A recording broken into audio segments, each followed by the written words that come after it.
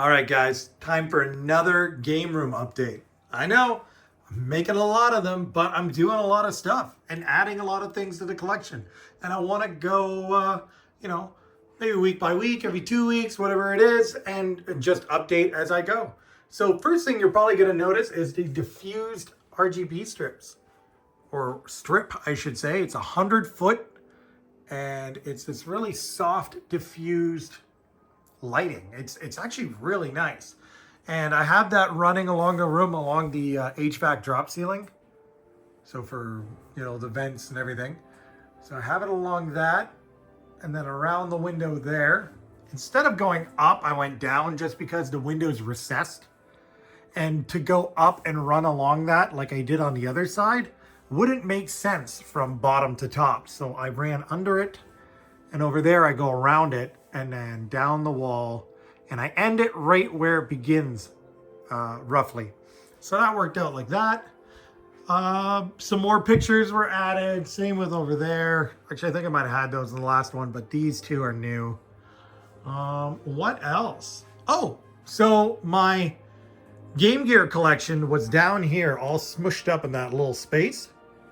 And I wasn't a big fan of it. I wanted to give it its own section, but I didn't have any other shelves because I'm sort of like, tapped out for wall space here. So what I ended up doing was putting these three, not floating shelves, but these three shelves on the wall here, and then displaying my Game Gear collection. So there's my complete in box console, complete in box screen. I got the little charger there. I'm trying to get all the accessories as well. And then all of my complete in box games. These are all sealed. And then some of these are in really bad shape. And then some of them are in really great shape. And then over here are all my loose carts. Probably won't get any more. I wanted to fill this and then sort of leave it at that so it didn't look, unfilled or empty or whatever. That's sort of my goal with all my collection. I want to buy until the shelves are full, and then I stop. I get the games I want and the games that I really enjoyed as a kid and want to have. I focus on getting those, plus like all the grails. I focus on the grails for each system first and foremost, and that makes collecting for them a lot easier because anything after that is pretty common and easy to find and inexpensive. So I like to start from the bottom, the top, and work my way down, so to speak. But the bulk of my collection is things that I wanted. And then after I have the games that I wanted, I sort of just keep collecting until the shelves are full. Like I can fit one more PSP game. Oh, maybe I can't. Nope, I'm done collecting for PSP because the shelves full now. To keep collecting, I'd have to carry on somewhere else, and then I would just have to fill that, and my OCD would cost me too much money. Not that it hasn't already, as you can see. But like here, PS3, I can put another, 6-7 games there. And then that's full. I have all the PS3 games I want. PS2, there's still room, but I'm not actively looking. Now I sort of focus on the rare PS2 titles. I have all the grails already and all the games that I want to have. But in terms of finding more filler just to fill out this, I probably won't. But like I said, I like to fill up each area and then stop. So like Wii U, I've got it full. This is the most recent Wii U game, Game & Wario. And I don't want to put it here because it's kind of a special, you know what? Fuck it. There's where it goes. But now my Wii U section is full. I have both of the two rarest games and they're sealed. So I don't really need to, damn it. Maybe I can fit one more there. But PS5, I need to buy some more games. There's not a lot that are coming out or that are out that I really want to own. But I'll passively fill that. And when it does get full, I'll stop looking. PS Vita, I need to fill up the rest. That's a system I still really enjoy. But in time. In time, the shelves will fill and I will stop collecting. Super Nintendo. I got a ton of space for loose cards. Didn't even realize that. I was at a collector's today that has a bunch of loose carts. I might have to give him a call and fill that up now. But like my complete in box games are sort of already filling up that area, so I don't need to buy more. Like I have all the special ones that I want to have. But yeah, so I moved that there. I think that looks great. Yeah, it's not a huge collection that I have, and it fills the shelf and makes it look complete. So I might not keep looking for more. If they come up and I don't have them, I'll probably get them, but currently I'm not looking for any more Game Gear games. Same here, like I can move these sports titles to underneath the 32X games now and make a bit more room for Master System, but then there's only, you know, a few more games I could probably buy for it, and then I'll be done because I have the grails for it already. Sega CD, I got some room. I can fit a few more. I recently added Echo and the Tides of Time, so happy about that. Saturn, I have completely filled. I have room on top of the games to put some more, but I don't think I will. If I buy more, they will go sideways on top and it'll start to look messy. Dreamcast, I picked up a bunch of Dreamcast games. Like it used to be down to about here on both sides. So as you can see, I've really added a bunch to my Dreamcast collection. Really happy about that. Currently looking for another 6 or so white label titles to fill up the top there. My black label titles are all the way to the top, and if I end up getting more, I'm gonna have to put them sideways or start stacks down below, like where my Japanese ones are. And that just means I have to keep buying. So hopefully I find another 6 white labels that I don't have, and I can kind of stop passively looking for that. Another update, I got a first print yellow. Another local store to me, Good Time Games in Waterloo. They got a first print yellow come in, and I went in and I gave them a straight trade for my third print, which had a slightly better condition, but I needed the first print so I could match my red and blue. I couldn't, I mean I could, but the third print has a solid E where the first print has a pixelated E, and now all 3 of them are first prints. They all match, they're all in great shape. Even though my yellow that I traded was in, you know, noticeably better shape. There was like a small crease or whatever on the front of this, but you can't see it while it's in the acrylic and inside the case. And this is a personal item for me. This isn't anything I'll ever sell. So I'm okay with it. So that's another update. My Extreme Green N64 came in. So Brody from Brody's Gaming custom made me this because they never made an Extreme Green system, just a controller. So I got the system from Brody, shout out Brody's Gaming, in Guelph, Ontario, Canada.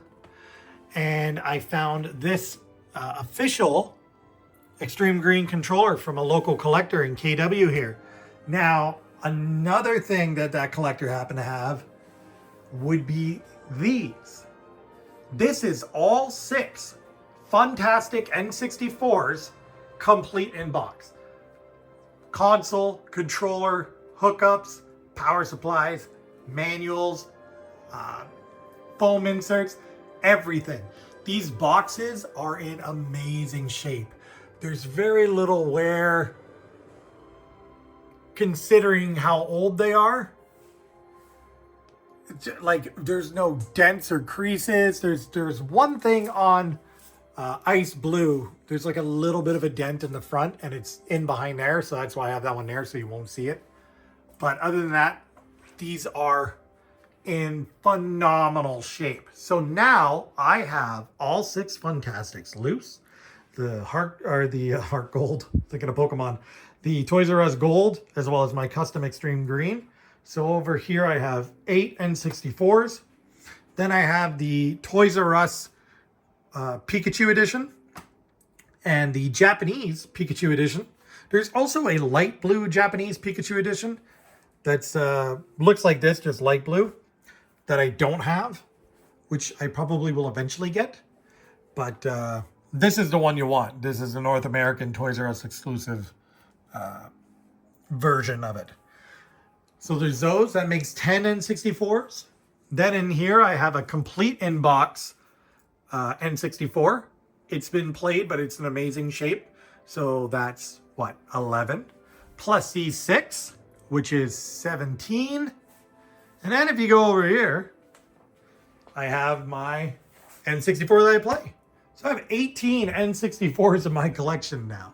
My plan is to sell all of my loose Funtastics and offset the price of these, and then take the Funtastics out of these boxes and display those. It'll look exactly the same as it does right now, but these boxes won't have consoles in them. Right now, they're all fully complete and have the consoles in them. As a collector and someone who likes to display their stuff, there's no point for me to leave them in there and leave, even if I get $200 a piece for these, which some of them are worth way more than that. But even if I do, that's $1,200 to go back into my pocket to offset the cost of these, which is great. And honestly, it's probably what I'm going to end up doing. Because again, you can't display the contents if they're in the box. And that's what I've done here to show off the systems. I might as well take them out of there and then sell these ones. So there's that. There's a few new N64 games that I've gotten that are complete in box, so you can tell from last time there's quite a bit more here. Quest 64 I picked up from that collector as well. Hey You Pikachu I grabbed recently, same with Tony Hawk's Pro Skater 2, wherever that is. Yeah, I got a bunch more stuff. Nothing for anything else, I don't think. Recently found out that Final Fantasy VII Integral for PS5, or Integrade, whatever. The PS5 version of that is worth stupid money right now. Like, all of my PS4 and PS5 Final Fantasies are all sealed. I buy them digitally and I buy them physically. So, like, there's a collector's edition of Remake for PS4, or Deluxe Edition, sorry. That's sealed, because I bought that before COVID happened, and then when it released, I couldn't go to the store and pick it up, so I bought it digitally so I could play it, which is right there. And then went and picked it up, never opened it. Same with Crisis Core or whatever the new one's called, and Integrate. I never opened them. I already owned them digitally. So Rebirth, I have already bought the digital edition, and I've already bought the deluxe edition. That'll say sealed and go right in there. But yeah, so they only did one print of these. It was a short print run, and you can't get them anymore, and sealed they're like 400 US. It's stupid how much that game has gone up, considering it's so new. So, and then over here we have my theater room. Just playing Final Fantasy VII Remake on it. Nothing new here. Still need to upgrade these speakers to Klipsch from the Onkios that I currently have. But, I mean, it sounds phenomenal. It's going to just be for aesthetics and for synergy, I guess. Just everything matching. It's really not going to serve an audio purpose. I mean, I'm sure they're better, but it sounds so amazing in here already with everything they already have that, like, it would be pretty negligible even for an audio file. But yeah, I rearranged the Xbox area, just sort of swapped stuff around, made some more room to display things so the boxes aren't sitting on the floor. Now they're up here, so on and so forth. But that's an update to the game room. Really got to change these batteries. Jesus. Yeah. Next time I do a bunch of stuff in a couple of weeks, I'll make another update. If I don't buy anything else, probably won't make another update. But yeah, it's really coming along. I'm super happy with it. Shout out to everyone that talked about getting a rug to complete the space. It made such a difference. Makes it a lot more cozy. Ties everything together. Shout out to the company that custom made me that Final Fantasy VII Remake carpet. Anyone interested, I'll put a link to them. I'm pretty sure I got it off Alibaba. I'm pretty sure it was Alibaba. I'll have to check my emails and see where I ended up getting it from. But I just Googled custom carpets Final Fantasy and looked at the Google images and then found them, found one I liked, found a size I wanted, and they made it really quick. And the quality is actually great. Like it's printed on and it has like this really nice anti-slip. But I have it double-sided taped to the floor just so like it doesn't move around. And because it was folded up so small, it had a lot of creases, and now I leave it like this so that it doesn't roll up again. But yeah, so that's the update to the game room. Bit of a long update, 15 minutes. Didn't really want it to be this long considering all the things that have changed, but you know, I come in here, I get excited, and I ramble. All right, guys, thanks for watching.